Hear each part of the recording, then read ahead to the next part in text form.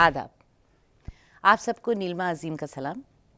हमारे इस प्रोग्राम आखिर कब तक में आप सबका तहे दिल से इस्तकबाल करते हुए आज का मौजू हमारा है girl discrimination, child girl discrimination. कितनी हैरत की बात है, हम अपनी ज़िंदगी में हर जगह एक माँ चाहते हैं, एक बीवी चाहते हैं, ऑफिस पे एक सेक्रेटरी चाहते हैं, हॉस्पिटल में एक वुमन नर्स चाहते हैं, और स्कूल में जाएं तो हम चाहते हैं कि हम अपनी बच्चियों को भेजें तो लेडी टीचर हम चाहते हैं। लेकिन जब हमारे यहाँ बच्ची पैदा होती है तो वो हम नहीं चाहते, है ना। ये बड़ी अजीब सी बात। आखिर अगर घर में बच्ची पैदा नहीं होगी या आप नहीं चाहेंगे कि आप उस बच्ची को पैदा होने दें, तो बहुत जल्द आपकी ज़िंदगी में आपके अम्मी, आपकी बहनें, आपकी फूफियाँ, आपकी मोमानियाँ, आपकी भाभियाँ, आपकी बहनें ही नहीं रहेंगी। तो चलिए चर्चा करते हैं आज इस पर।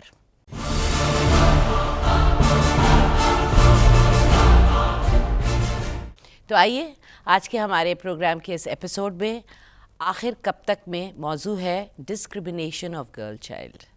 तो हमारे मखसूस मेहमान हमारे साथ बैठे हुए हैं। लाइए मैं आपको इंट्रोड्यूस करती हूँ। उज़्मा खलील साहिबा हैं, faculty Anglo Arabic modern school से। डॉक्टर रुबीना नाज हैं, नेशनल हॉस्पिटल न्यू दिल्ली से।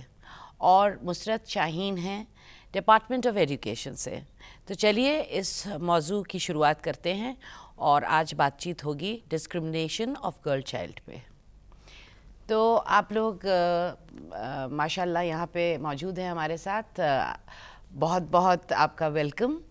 और मैं चाहूँगी कि आप शुरू करें इस बातचीत पे, इस टॉपिक पे अपनी राय दें, और हमारी ऑडियंसेस पार्टिसिपेट करेंगी, आपसे कुछ सवाल करेंगी, कुछ अपने ख़यालात बयान करेंगी, और आप हमें बताइए कि आपका क्या इल्म है और किस किस्म का डिस्क्रिमिनेशन हो रहा है बच्चियों के साथ। मैं बताना चाहूँगी कि गर्ल चाइल्ड के साथ डिस्क्रिमिनेशन बहुत ही अफसोस की बात है कि बर्थ से पहले ही शुरू हो जाता है। सेक्स डिटर्मिनेशन सेंटर्स की वजह से क्या हो गया, पेरेंट्स को बहुत आसानी हो गई है कि वो अपने होने वाले बच्चे का सेक्स डिटरमाइन करवा सकते हैं और अकॉर्डिंगली एक्ट कर सकते हैं। अगर वो गर्ल चाइल्ड है और वो उसको नहीं कैरी करना चाहते हैं तो वो उसे अबॉर्ट करा देते हैं। कुछ ऐसे केसेस हैं जिसमें बच्ची पैदा करने के बाद भी कत्ल कर दी जी। फीमेल इन्फेंटिसाइड, वही फीमेल इन्फेंटिसाइड तो है ही। फीटिसाइड पहले जो मैंने कहा कि उसमें आपने फीटस को ही मार दिया जी। उसके बाद इन्फेंटिसाइड की बच्ची है, उसने पैदा हुई और आपने पैदा होते ही जैसे ही पता चला the sex of the child is girl, वो एक बच्ची, एक लड़की है, आपने उसको जिंदा ही दफना दिया या फिर उसको मार दिया। तो चलिए इसी से रिलेटेड एक कहानी देखते हैं हम स्क्रीन पे, उसके बाद जारी रखेंगे अपनी बातचीत।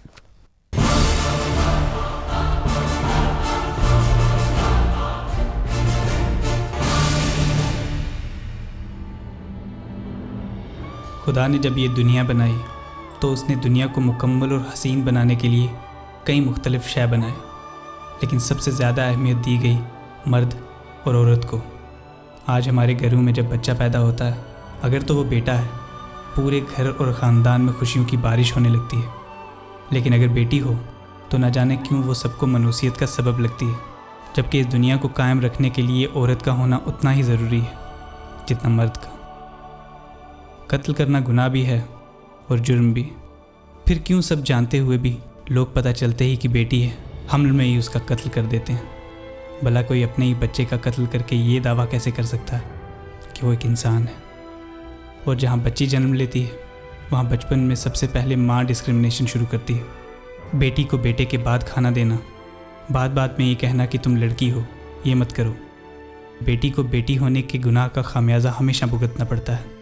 और ये डिस्क्रिमिनेशन यहाँ ख़त्म नहीं होती, बल्कि शादी के बाद ससुराल में भी उसे इसका शिकार होना पड़ता है। आखिर कब तक एक लड़की को एहसास से कमतरी का शिकार होना पड़ेगा? आखिर कब तक?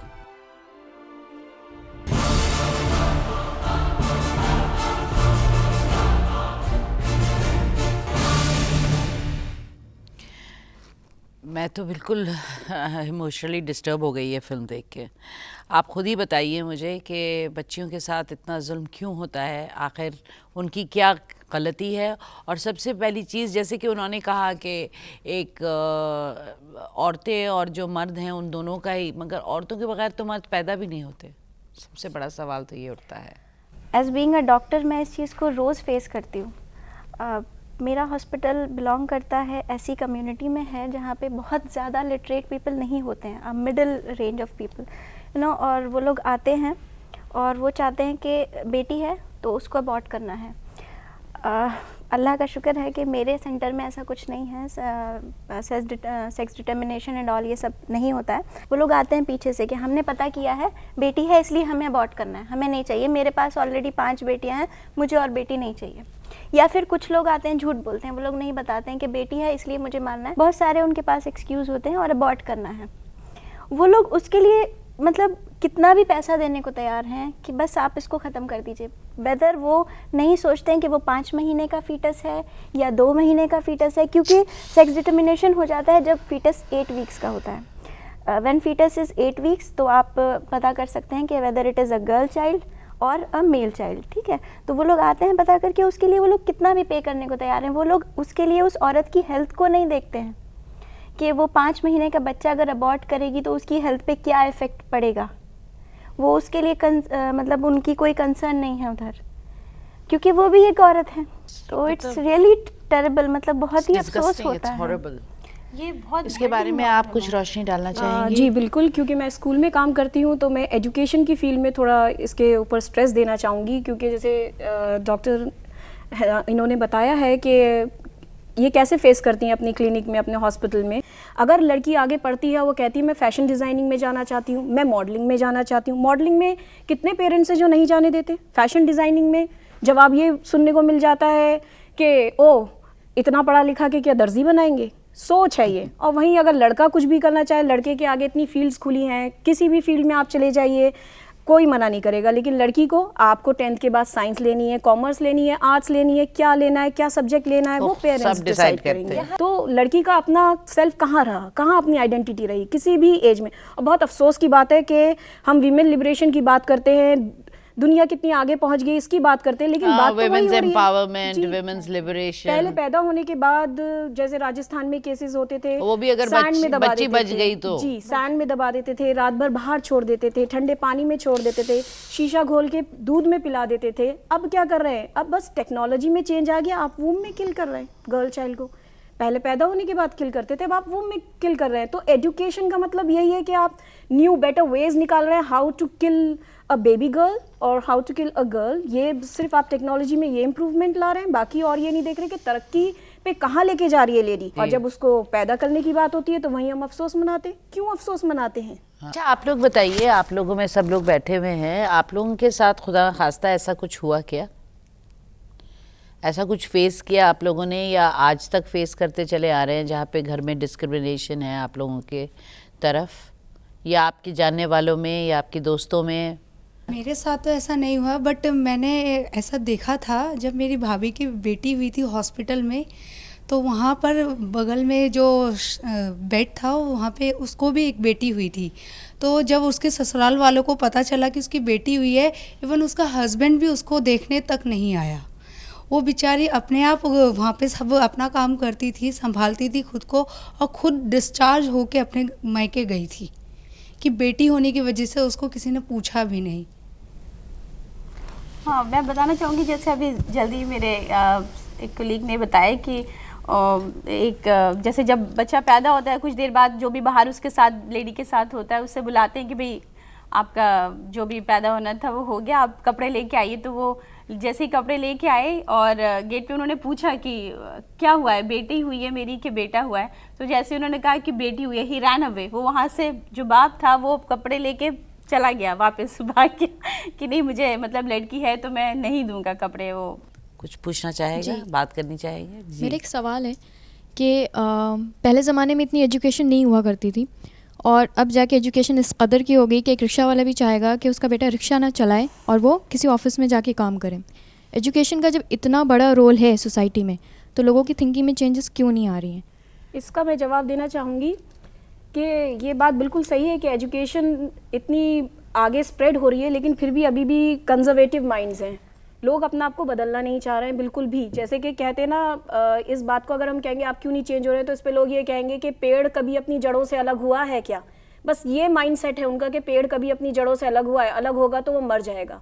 जिस दिन ये मेंटालिटी लोगों ने अपनी चेंज कर दी, उस दिन डेफिनेटली सोसाइटी में चेंज आ जाएगा। यहाँ पे धीरे मैं धीरे ज़रूर चेंज ये आ भी कहना रहा है। चाहूँगी कि पेड़ की जड़ें जो हैं उनको अगर पानी ना दिया जाए तो वो सूख जाएंगी और सड़ जाएंगी और पेड़ जो है एक दिन गिर जाएगा। और यही हमारे एक तरह से एक सिमिली है अपना हमारी सोसाइटी की, कि अगर हम मुस्तकिल अपनी सोच को बदलेंगे नहीं और आगे बढ़ेंगे नहीं तो हम अपनी सोच को पानी देंगे नहीं, वो सोच इतनी बूढ़ी हो जाएगी कि आखिर में वो गल के पूरा का पूरी सोसाइटी जो है वो एक पेड़ की तरह गिर जाएगी। जी, मैं कुछ बोलना चाहूँगी इस बारे में। जहाँ तक पढ़ाई का सवाल है तो एक चीज़ ये है कि हमारे माशरे में, इंडिया में ख़ास करके ये सोचा जाता है कि बेटी पैदा हुई है तो बेटी को दूसरे घर जाना है, ठीक है, उसको हमें दहेज देना है बहुत सारा, उसमें हमें बहुत सारा पैसा इन्वेस्ट करना है। आजकल शादी बाकायदा एक कॉन्ट्रैक्ट हो गई दिस इज है। Very non religious also. Yeah, this is- दहेज लेना या बिल्कुल। देना जो है इट इज अ वेरी बहुत सिंफुल माना जाता है हाँ जी, इसको। हाँ जी। एंड वैसे भी इट इज क्रिमिनल लीगली। और क्या कहते हैं, इतना बोझ इतना प्रेशर माँ बाप पे होता है, इसीलिए शायद वो, हालांकि आप कंडोन नहीं कर सकते किसी भी तरह से, इसको सही नहीं मान सकते, लेकिन मैं कह रही हूँ कि ये जो एक दहेज का इतना बड़ा प्रेशर है, शायद उसी वजह से लोग जो हैं वो नहीं चाहते कि उनकी बिल्कुल, बेटियां हों। बिल्कुल, बिल्कुल। तो ये यही सबसे वजह पहली है। बात तो ये है कि हमारे जो हमारी जो सोसाइटी है, समाज है, उसमें बहुत ज़रूरी है कि मेरे ख़्याल में बदलाव आना चाहिए और बहुत सख्ती बरतनी चाहिए, बहुत टाइट किस्म का मतलब जो है इस पे नज़र रहनी चाहिए। गवर्नमेंट को भी बहुत ज़बरदस्त कदम उठाने चाहिए कि कौन से वो हॉस्पिटल्स हैं, कौन से क्लिनिक्स हैं, कौन से डॉक्टर्स हैं जो पेशेंट्स से पैसे लेके सपोर्ट करते हैं। लेकिन इससे पहले कि हम आगे बढ़ें, कुछ बाइट्स देख लेते हैं।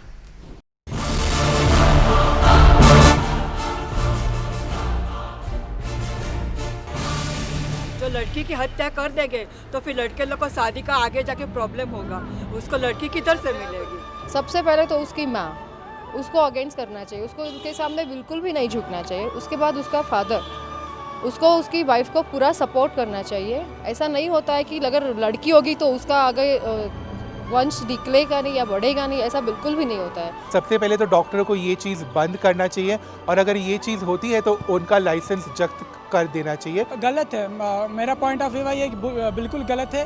और लड़की का हक है कि उसको पैदा करने से उसको मारना नहीं चाहिए। लड़कियों के नाम से भी कई बार होता है, पेरेंट्स अपने आप को हाईलाइट कर पाते हैं। ऐसा नहीं है कि लड़कियां भी नई पहचान होती। दोनों सही है, दोनों के बीच में कोई भी अंतर नहीं है। अगर ये चीज़ क्लियरली हो जाए तो फिर ये भेदभाव ही मिट जाएगा। तो जैसे कि आप लोगों ने देखा कि लोग जो इसके ख़िलाफ़ हैं वो पता नहीं, ये भी है कि लोग ख़िलाफ़ तो हैं लेकिन आवाज़ उठाने के लिए मेरे ख्याल में हिंदुस्तानी को खड़ा हो जाना चाहिए। It's high time that we take very strongly, हम लोग हर सिटीज़न उसको अपनी ज़ाती रिस्पॉन्सिबिलिटी समझे और जान बचाए। सबसे पहली बात तो यह है कि हमारे मज़हब में ये कहा ही नहीं जाता और किसी भी मज़हब में, किसी भी धर्म में ये कहा नहीं जाता कि आपको इख्तियार है किसी की जान लेने का। So it is equal to murder, it is much worse than murder, because एक इनोसेंट आप लाइफ ले रहे हैं, बिल्कुल एक छोटे से प्यारे से बच्चे की लाइफ ले रहे हैं। It is unbelievable. It's a crime and illegal. हाँ, it is otherwise also very Abortions illegal are and illegal. morally also it is absolutely not acceptable. Acceptable ही नहीं है ये चीज़। और इसके लिए हम लोग बातचीत ज़रूर कर रहे हैं और इस शो का मकसद ही ये है कि बातचीत सिर्फ ना हो, लोग जो हैं वो महसूस करें इस बात को इस कदर कि वो कुछ करें उसके लिए।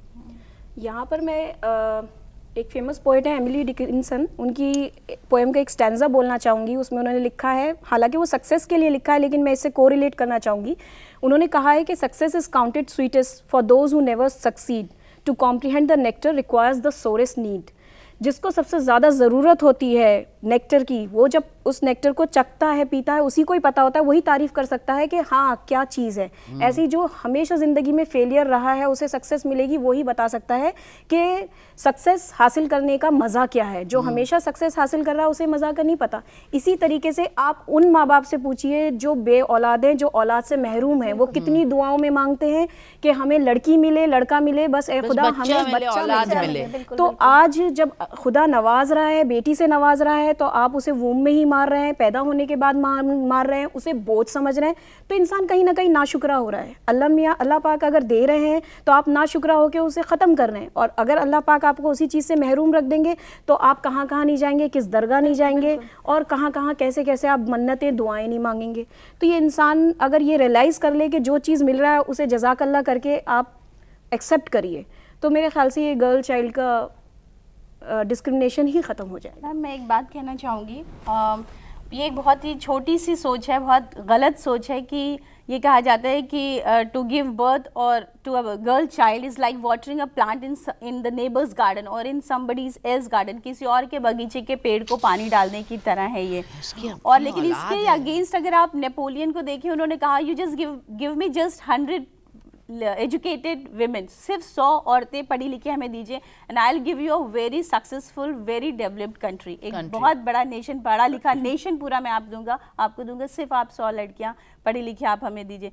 तो यहाँ पे ये है कि एक तरफ ये सोच है कि हम अगर उसे बड़ा कर रहे हैं तो हमें कल उसको दहेज देना पड़ेगा, तो हम क्यों पढ़ाएं, she is not of any use to me, मेरे किसी काम की नहीं है, तो जाके अपने हस्बैंड को अपनी इनकम देगी, तो हम इसके ऊपर क्यों इतना खर्च करें। जो नॉमिनल उसकी पढ़ाई है थोड़ी बहुत वो उसको पढ़ा दी, हायर एजुकेशन तक नहीं जाने देते। लेकिन मुझे लगता है कि ये बहुत बहुत ज़्यादा गलत है, क्योंकि आज कोई भी ऐसी फील्ड नहीं है जहाँ पे लड़कियाँ लड़कों से किसी भी फील्ड में कम हैं, कम क्या आगे ही हैं, they are able, yeah, they are very able, कहीं आगे हैं, they are coming first in every class, आप बोर्ड्स के रिजल्ट देखिए, 10 बोर्ड के 12 बोर्ड के रिजल्ट्स देखिए, उसमें हमेशा लड़कियां एक्सेल कर रही हैं, लड़कियों के पासिंग टीचर का प्रोफेशन हमेशा, मैं तो हमारे वक्त से एक्सेल कर रही हूं। टीचर का प्रोफेशन देखिए तो उसमें यही कि ज़्यादा ये प्रेफर किया जाता है कि लेडी टीचर्स हों, मतलब आपको पढ़ाने वाली भी औरत ही है, आपको पैदा करने वाली भी औरत है। और अगर आप नॉर्मल रोज़मर्रा की ज़िंदगी में भी देखें तो एक सुबह से अगर एक शौहर के लिए देखें तो सुबह से उसको उठाने से लेके शाम तक का उसके खाने का टिफ़िन, बच्चे को देखना, सब चीज़ें औरत से ही चल रही हैं। और अगर ये कहा जाता है कि बेटी हो गई तो कुछ नहीं, मतलब गलत बात है, और अगर बेटा होता है तो ये हमारे आगे वंश बढ़ाता है, he is a perpetuator of the family, तो वो गलत है।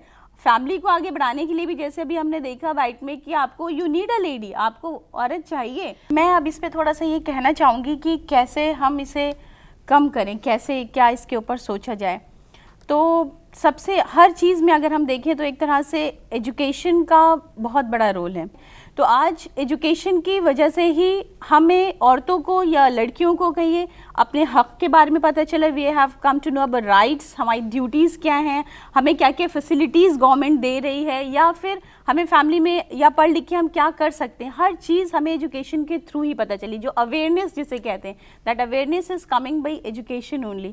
तो एजुकेशन बहुत इंपॉर्टेंट रोल प्ले कर सकती है लोगों का माइंड चेंज करने के लिए। यानी कि हम एडल्ट एजुकेशन प्रोग्राम शुरू करा सकते हैं, विमेन एजुकेशन प्रोग्राम शुरू करा सकते हैं, जिसमें हम माँ बाप को उनको ये पढ़ाएं, उनको इस चीज़ की इंफॉर्मेशन दें कि अगर एक गर्ल, एक बेटी आपके घर में पैदा हो रही है तो उसको पढ़ा के भी आप क्या हासिल कर सकते हैं, क्या फ़ायदे हैं उसको पढ़ाने के और क्या नुकसानात हैं उसको ना पढ़ाने के। मैं डॉक्टर रुबीना नाज कुछ कहना चाहती हैं। बेसिकली चीज़ है कि अभी तक हम लोग ये सोचते हैं कि हमने लड़कियों को क्यों पढ़ाना है। जब तक हमारे दिमाग से ये सोच नहीं निकलेगी तब तक हम उस चीज़ में आगे नहीं बढ़ेंगे। जब तक हम ये नहीं सोचेंगे कि एक अच्छी फैमिली के लिए आगे फर्दर हमारे बच्चों की एजुकेशन के लिए माँ का एजुकेट होना ज़रूरी है। जो भी मसरत ने कहा उसको मैं एग्री करती हूँ, लेकिन बस एक ज़रा इनको मेरी बात समझने में शायद थोड़ी सी गलतफहमी हो गई है। मैंने ये नहीं कहा था कि एजुकेशन के ये नेगेटिव इफेक्ट्स हैं, मैंने ये कहा था कि मैंने कोरिलेट किया था कि अपनी हिस्ट्री को, और ये कि मतलब इतने एजुकेटेड हो रहे हैं, एजुकेशन इतना आगे बढ़ रही है, हम वीमेन लिबरेशन की बात कर रहे हैं,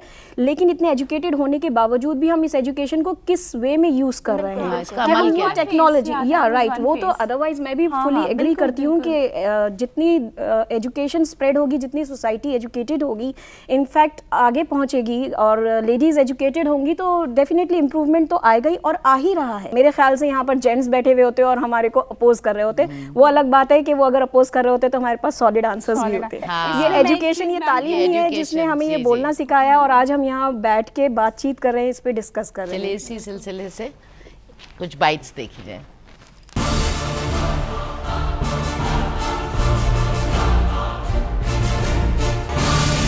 वो ये संसार देखने से पहले ही उस बच्ची को मार देते हैं। वो सब गलत है, क्योंकि लड़कियों को भी अपनी ज़िंदगी जीने का पूरा हक है। पहले ही पैदा होने से मार देना ये तो एक कानूनी अपराध भी है और धर्म के खिलाफ भी है कि बच्चे को पहले ही मार देना। लेकिन ऐसे लोगों को, जिसमें कि डॉक्टर भी शामिल होते हैं, उसके माँ बाप भी शामिल होते हैं, कुछ उसके रिश्तेदार भी शामिल होते हैं, ऐसे लोगों को कड़ी से कड़ी सज़ा मिलनी चाहिए। ये तो 100% गलत है, ऐसा नहीं होना चाहिए। पहले जैसे कि लड़की होती थी तो लड़की को पहले ही दबा दिया जाता था, मार दिया जाता था। आजकल वैसे जैसे टाइम चेंज होता जाता है वैसे आजकल हर एक इंसान अपनी लड़की को आजकल आगे ही भेजती है। जो भी है लड़की ही है। हमें सोच बदलनी पड़ेगी। हम देश तरक्की कर रहा है, हम खुद तरक्की कर रहे हैं, हर चीज़ डेवलप हो रही है, तो हमें उस चीज़ के साथ अपनी सोच बदलनी पड़ेगी।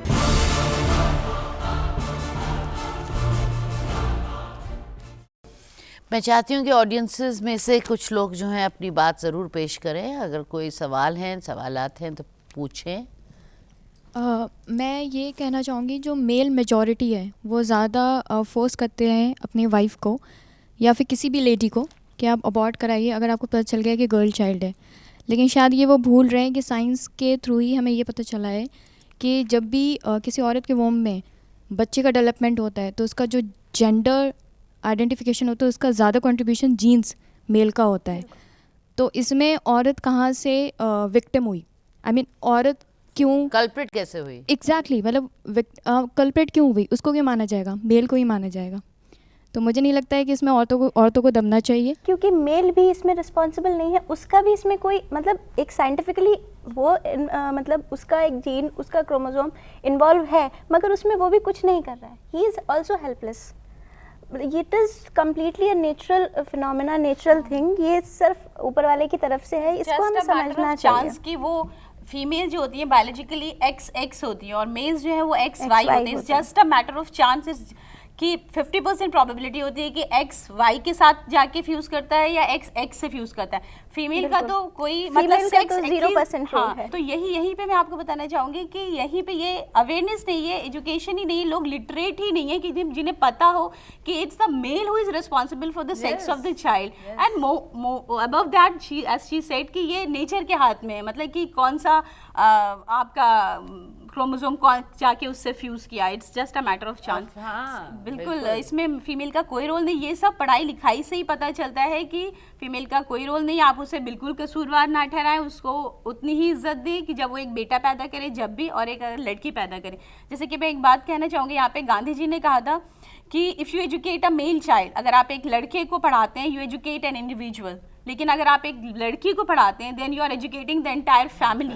लेकिन बस ये एक इंसान है जिसकी सोच नहीं बदल रही है, वो अपने धर्म से, इस्लाम के ख़िलाफ़ जा रहा है। जो हमें तालीम मिल रही है वो तालीम के ख़िलाफ़ जा रहा है, और जितनी भी अवेयरनेस फैल रही है उसको नहीं सुनना चाह रहा। जब कहानी बंद कर रहा है, ह्यूमैनिटी के खिलाफ। बिल्कुल यहाँ पे एक चीज़ आती है कि वाई विमेन अगेंस्ट का नहीं है सवाल, इस्लाम का नहीं है, और मेरे ख्याल में कोई ऐसा धर्म नहीं है, ना हिंदुइज्म है, ना क्रिश्चियनिटी है, ना सिखिज्म है, जिसमें ये कहा जाता है कि बच्चों का जो है कत्ल कर दीजिए, उनको उनका खात्मा कर दीजिए। यहाँ पे एक चीज़ आती है कि औरत ही क्यों अपने बच्चे को मारती है। कई बार ऐसा होता है, क्यों, why the mother against the child. तो यहाँ पे एक होता है कि औरत ये नहीं चाहती, क्योंकि वो भी मतलब मैंने भी पढ़ा है, मैंने देखा है कई जगह कि वो इतना ज़्यादा अपनी लाइफ में सफ़र कर चुकी होती है, तो शी फील्स लाइक वहाँ पे वो मतलब इमोशनली डिप्रेशन में है, इसका मतलब या इतना ज़्यादा साइकोलॉजिकली डिस्टर्ब्ड हो चुकी है वो बहुत बुरी तरह। हाँ बिल्कुल। अपनी औलाद को ख़त्म करना, कैसी भी औरत हो, वो मेरे ख्याल में ऐसा नहीं हो सकता कि उसका इम्पैक्ट ना हो उसके ऊपर। जब तक ये सोच खत्म नहीं होगी कि लड़कों से ही वंश आगे बढ़ता है हमारा, तब तक ये चीज वंश तो बढ़ता है एक औरत से जो पैदा करती है। लाइक मैम ने भी पहले बताया कि कंजर्वेटिव सोसाइटी है, वो मेरे ख्याल से भी कंजर्वेटिव सोसाइटी वो सही है, मतलब कंजर्वेटिव सोसाइटी के वजह से भी हो रहा है।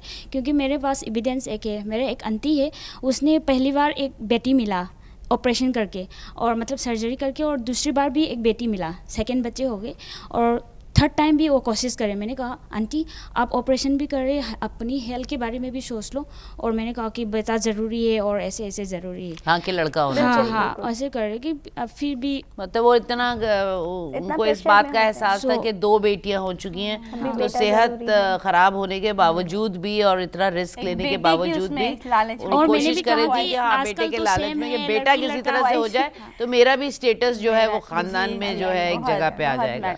आजकल तो लड़की लड़का सेम है, इसमें क्या फ़र्क है, लाइक तो मैंने भी ऐसे ही बता दिया। So education is very important. लेकिन जो हमारे पेरेंट्स हैं या जो पुरानी पीढ़ी है जो इस तरह की पुरानी सोच रखती है और दखियानूसी किस्म का उनका एक माहौल होता है घर में, उनके लिए एजुकेशन बहुत ज़रूरी है। और मुझे लगता है कि वो सोशल जो एरियाज़ हैं वहाँ पे एजुकेशन जो है वो जा के गवर्नमेंट की पॉलिसीज़ तो बहुत है और गवर्नमेंट बहुत अच्छे स्टेप उठा रही है। यहाँ पर मैं ये भी कहना चाहूँगी कि मीडिया भी बहुत अच्छा रोल प्ले कर रही है। और बीच बीच में ये जो ज़्यादा स्पोर्ट्स के सेक्शंस होते हैं उसमें छोटे छोटे एक्सर्प्ट्स आने चाहिए, ऐसा मैं समझती हूँ, ताकि उनकी नज़र पड़े। कैंपेन शुरू होना चाहिए, कैंपेन शुरू होना चाहिए, शुरू होनी चाहिए, आवाज़ उठानी चाहिए, जबरदस्त एक्शन लिया जाना चाहिए। इससे कुछ हासिल नहीं होने वाला है। फाइनली जो ये कायनात है ये खत्म हो जाए। अगर आप औरतों को ही खत्म कर देंगे तो फिर आगे कुछ और नहीं मेरा बचेगा। ऐसा सोचना है कि हिंदुस्तान में हम लोग जरा पैसिव नेचर्ड के हैं और थोड़े से सेल्फिश भी हैं, जो सिर्फ अपनी जिंदगी को लेके चलते हैं। और ये एहसास होना चाहिए कि धीरे धीरे लड़कियां ही खत्म हो जाएंगी। जैसे अब रेशियो देखा गया तो 927 गर्ल्स हैं पर 1000। जी चलिए, आज का एपिसोड बहुत अच्छा रहा,